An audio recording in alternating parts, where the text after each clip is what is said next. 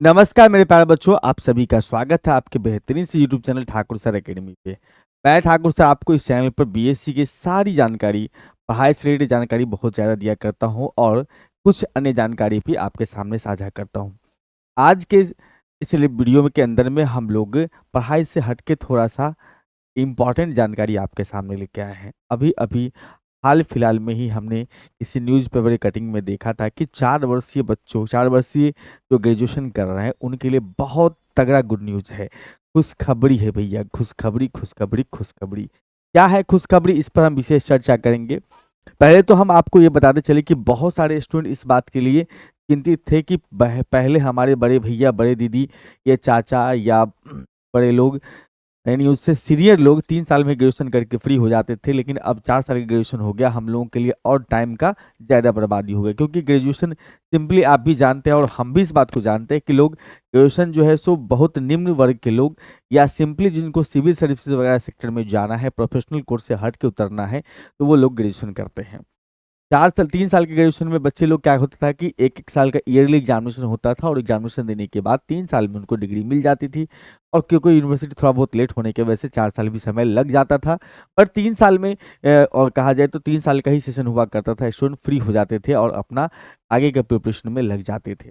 लेकिन 4 साल के ग्रेजुएशन होने के बाद स्टूडेंट थोड़ा परेशान भी हैं, लेकिन गवर्नमेंट और क्या कहा जाए नेशनल एजुकेशन पॉलिसी काउंसिल जो है इसके ऊपर बहुत अच्छा स्टेप ले रहे हैं, जो कि आपके सामने एक सुंदर सा स्टेप क्या लिया गया है उस पे हम आपके सामने चर्चा करेंगे। अगर आप 4 साल का ग्रेजुएशन करना करते हैं, अगर 4 वर्षीय स्नातक छात्र बिना मास्टर किए कर सकते हैं पीएचडी, ये बहुत बड़ा न्यूज़ है। आपको पता है कि कोई भी स्टूडेंट अगर पहले 3 साल का ग्रेजुएशन करता था, फिर 2 साल का जो है सो मास्टर्स करता था। मतलब अगर बीएससी अगर आप कर रहे हैं साइंस सब्जेक्ट से हैं तो 3 साल का आपका पहले बीएससी होता था। कोई-कोई यूनिवर्सिटी थोड़ा बहुत लेट अगर सेशन है उसका तो 4 साल में भी होता था। फिर 2 साल का मास्टर्स कोर्स यानी कि एमएससी करना होता था। अगर आर्ट्स वाले बच्चे हैं तो बीए 3 साल का, फिर उसके बाद जो है सो 2 साल का उनको एमए करना होता था। बीकॉम वाले के लिए 3 साल का बीकॉम और 4 साल के लिए 2 साल के लिए उनका करना होता था एमकॉम। उसके बाद वो पीएचडी का फॉर्म, एंट्रेंस फॉर्म जो है अप्लाई कर पाते थे। लेकिन अब आप ये समझिए कि 4 साल का ग्रेजुएशन होने के बाद आपका ये जो मास्टर डिग्री का यानी कि एमएससी का जो झमेला था, उसको खत्म कर दिया गया है। सीधा आप पहुँच जाएँगे सर पीएचडी के लिए। 4 साल का अगर स्नातक करते हैं, तो सीधा आप कर सकते हैं पीएचडी। इसके कुछ टर्म कंडीशन हैं।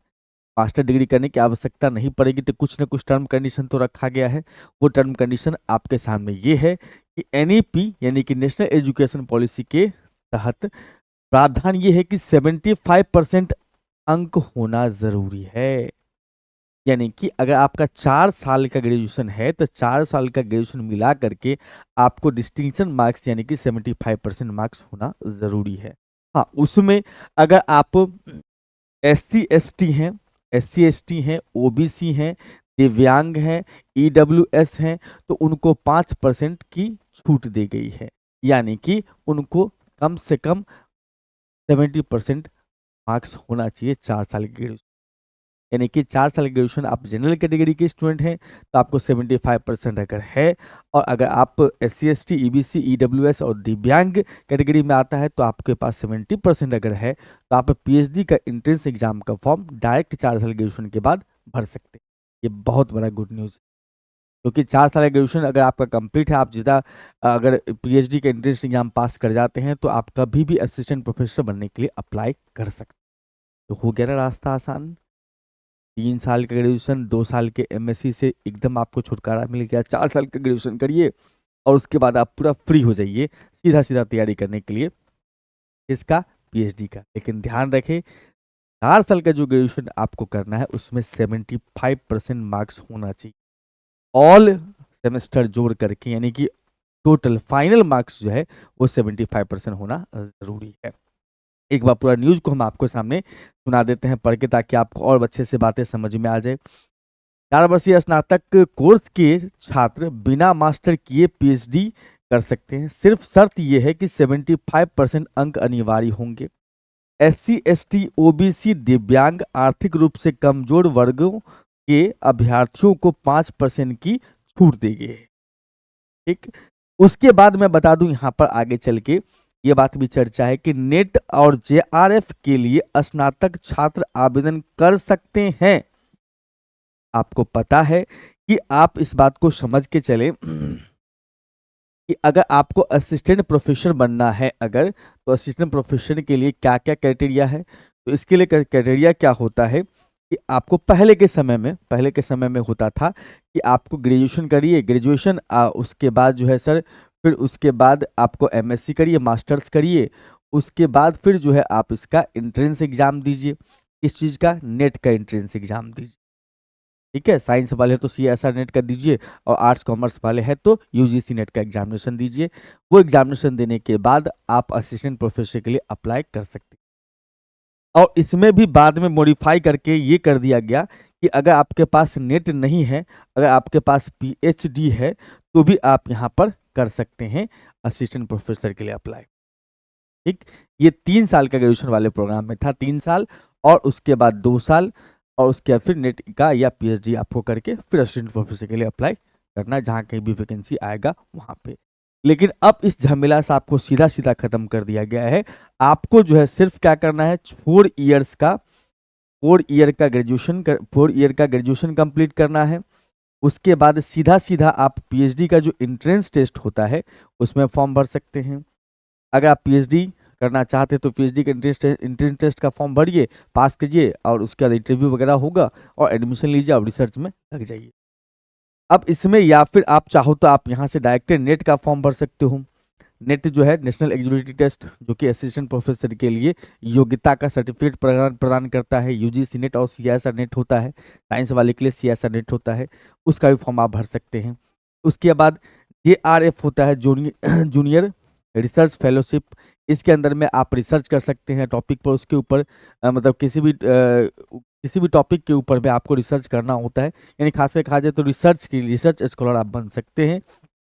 उसके लिए भी आप 4 साल का ग्रेजुएशन कर लीजिए तो भी डायरेक्ट आप इसके लिए अप्लाई कर सकते हैं। गवर्नमेंट अच्छे खासे स्टाइपेंड देती है, तीनों चीज़ में अच्छे खासे स्टाइपेंड देती है। 10 लाख समझो कि सैलरी, इतना स्टाइपेंड रहता है। 30,000, 35,000, 40,000 के आसपास में स्टाइपेंड होता है। रिसर्च करने के लिए जो आपको मटेरियल खरीदना है, जो चीज़ आपको सामग्री चाहिए, उसके लिए स्कॉलरशिप भी मिलता है। वो स्कॉलरशिप वापस नहीं करना होता गवर्नमेंट को, वो स्कॉलरशिप आपको मिलता है। तो समझिए कितना ज़्यादा बेनिफिट हो रहा है 4 साल ग्रेजुएशन करने से ही। अब आगे न्यूज में पढ़ते हैं सर, यूजीसी ने इसे लागू करने की घोषणा की है। इससे पहले इससे पहले 55% अंक प्राप्त करने वाले छात्र इससे पहले पीजी में 75% मार्क्स प्राप्त करने वाले छात्राओं को ही पीएचडी में नामांकन की अनुमति दी जाती थी। मतलब पहले जो विद्यार्थी ग्रेजुएशन कर लेते थे और उसके बाद मास्टर्स यानी कि पीजी करते थे, उनको 55% मार्क्स होना चाहिए था पीजी में। 55% है, ये ध्यान रखिएगा, 55% मार्क्स होना चाहिए था पीजी में। लेकिन अब इस सब झमेला से आपको फ्री कर दिया गया है। आप सीधा 4 साल का ग्रेजुएशन करिए। 4 साल के ग्रेजुएशन में आपको कोशिश ये रखना है कि 75% मार्क्स हो, 75% मार्क्स हो, तभी जाके आप इसमें पीएचडी, नेट या जेआरएफ के लिए अप्लाई कर सकते। नई शिक्षा नीति के तहत उक्त प्रावधान किया गया है। इसके अंतर्गत 3 वर्षीय के साथ साथ 4 वर्षीय स्नातक कोर्स लागू किया गया है। हम लोग जानते हैं कि 2023 सेशन से 2023 से आगे जो भी एडमिशन्स हो रहे हैं वो उस सभी में क्या हो रहा है सर, 4 साल का ग्रेजुएशन किया गया है। 4 साल का स्नातक का प्रावधान कर दिया गया है। 4 साल का 2023 से जो भी स्टूडेंट एडमिशन लिया उस सब का। ठीक, इसमें स्नातक के साथ 1 वर्षीय शोध भी शामिल है। आपको अगर पता नहीं हो, क्योंकि अभी तक वो लास्ट ईयर नहीं पहुंचा है इस सेशन का, तो लास्ट ईयर जो इस सेशन का है वो रिसर्च पेपर के ऊपर विशेषकर बनाया गया है। लास्ट सेमेस्टर कहा जाए तो लास्ट ईयर जो है इसका 4 साल ग्रेजुएशन का, वो विशेषकर रिसर्च के ऊपर में सिलेबस डिजाइन किया गया है। यानी कि 4 साल ग्रेजुएशन में 3 साल का एकेडमिक पढ़ाई है और लास्ट ईयर जो है वो बेसिकली रिसर्च के ऊपर में है। रिसर्च का ऊपर मतलब समझ रहे हो बात, पीएचडी करने के लिए जो रिसर्च करने होते हैं स्टूडेंट को, वो सब की पढ़ाई आप बीएससी में ही करवा दिया जाता है। ठीक है, इसके बाद पीजी सिर्फ 1 ही वर्ष का होगा। अगर आप 4 साल ग्रेजुएशन कर लेते हैं आपको पीएचडी की तरफ नहीं जाना है या आपका 75% नहीं आ पाया, हो सकता है इन केस बहुत सारे स्टूडेंट कंपटीशन की तैयारी कर रहे हैं, उनको 75% नहीं आया, तो उसके बाद भी आप घबराइए नहीं, आप मास्टर का कोर्स कर सकते हैं, यानी कि एमएससी कर सकते हैं, एमए कर सकते हैं, उसका एमकॉम कर सकते हैं। उसमें आपको सिर्फ 1 वर्ष का समय लगेगा। सिर्फ कितना? 1 वर्ष का समय लगेगा पीजी करने में, अगर 4 साल ग्रेजुएशन कर लेते हैं तो। अगर आप इन केस 75% या आपको पीएचडी नहीं करना है, मास्टर्स करके रह जाना है, तो आपको 1 साल में ही ग्रेजुएशन हो जाएगा, सॉरी मास्टर डिग्री हो जाएगा, यानी कि 4 साल ग्रेजुएशन और 1 साल का आपका मास्टर डिग्री हो जाएगा, यानी कि एमएससी पीजी कंप्लीट हो। चाहे तो छात्र पीजी कर सकते हैं और उसके बाद पीएचडी नेट या जेआरएफ नेट जेआरएफ के लिए आवेदन कर सकते हैं, या फिर सीधे पीएचडी और नेट जेआरएफ के आवेदन के लिए भी कर सकते हैं। नेट में आवेदन के लिए के दौरान 4 वर्षीय स्नातक का ऑप्शन दे दिया गया है। मतलब आपको ये समझ में आ गया होगा मेरे ख्याल से कि अगर आपको 75% मार्क्स नहीं आता है, इन केस अगर आपको 75% मार्क्स नहीं आ पाता है, तो उस केस में आपको 1 ईयर का 1 साल का जो है आपको करना होगा पीजी, और पीजी का एग्जामिनेशन 1 साल का देने के बाद फिर से वही 55% स्कोर आपका पीजी में रहेगा, तो आप फिर पीएचडी का एंट्रेंस टेस्ट भर सकते हैं। उसके बाद फिर जी नेट का जेआरएफ का फॉर्म अप्लाई करके आप अप्लाई कर सकते हैं। तो कहने का मतलब मोटे तौर पर ये है कि आपके पास वैसे दोनों दरवाजे खुले हुए हैं। अगर आप 4 साल ही तगड़ा मेहनत करके चलते हैं, तो आपको लास्ट जो मतलब फर्स्ट से 4 ईयर तक का जो प्रोग्राम है, 4 साल का एजुकेशन जो है, उसी पे आप लास्ट में नेट जेआरएफ और पीएचडी के लिए अप्लाई कर पाएंगे। आपको एमएससी करने की आवश्यकता नहीं पड़ेगी, मास्टर्स करने की आवश्यकता बिल्कुल भी नहीं पड़ेगी। अगर इन केस खुदा न खास्ता किसी वजह से अगर 75% नहीं आया, तो दूसरा दरवाजा भी आपके लिए खोल दिया गया है कि आप 1 साल के लिए मास्टर्स कीजिए, वहाँ पर आपको 55% स्कोर ले आइए। उसके बाद फिर आप जो है आराम से नेट पीएचडी जेआरएफ के लिए अप्लाई। तो है खुशी की बात। वैसे दोनों रास्ते आपके पास हैं, बट ज़्यादा बेटर चॉइस होना चाहिए फर्स्ट वाला, क्योंकि 1 साल सीधा सीधा आपको वहाँ पे बच जाएगा। 1 साल बच जाएगा तो पीएचडी करने में जो समय सीमा मिलता है 3 से 5 साल, उसमें भी आपको 1 साल का एडवांटेज मिल जाएगा। समझ रहे हो बात को? तो मोटे तौर पर अगर कहा जाए तो इसमें हमने ये समराइज करके समझा कि अगर आप 4 साल का स्नातक कर लेते हैं 75% के साथ, तो आपको जो है बिना मास्टर डिग्री किए हुए पीएचडी के लिए अप्लाई कर सकते। जबरदस्त चीज़ है। हाँ, लेकिन यहाँ पर वही प्रावधान कि 75% मार्क्स होना चाहिए। और अगर आप दिव्यांग SC ST OBC कैटेगरी से आते हैं या EWS से आते हैं, तो 5% आपको डिस्काउंट भी मिलेगा, यानी कि 70% पर ही आप पीएचडी के लिए अप्लाई कर। बहुत तगड़ा चीज़ है। हाँ, अगर आप 75% नहीं ला पाते हैं, मैं समराइज कर दूं एक बार, अगर खुदा न खास्ता नहीं आ पाया तो भी कोई दिक्कत नहीं है। 1 साल का पीजी कीजिएगा, 4 साल का ग्रेजुएशन, 1 साल का पीजी, उसके बाद जो है सर, उसके बाद फिर नेट जेआरएफ का फॉर्म भर सकते हैं। नेट जेआरएफ एंड पीएचडी के लिए अप्लाई कर सकते हैं। तो कोई तकलीफ वाली बात मेरे ख्याल से नहीं है। ये गुड न्यूज़ है उन सारे बच्चों के लिए जो पूरा पूरा अपना एफर्ट लगा रहे थे। और आप कहीं ना कहीं चूक रहे हैं अपने बीएससी के पढ़ाई को बेहतर बनाने में या 75% लाने में। अगर आपको कहीं पर तकलीफ हो रही है, दिक्कत हो रही है, डर लग रहा है, तो आप हमारे इस app Thakur sir academy app से जुड़ सकते हैं।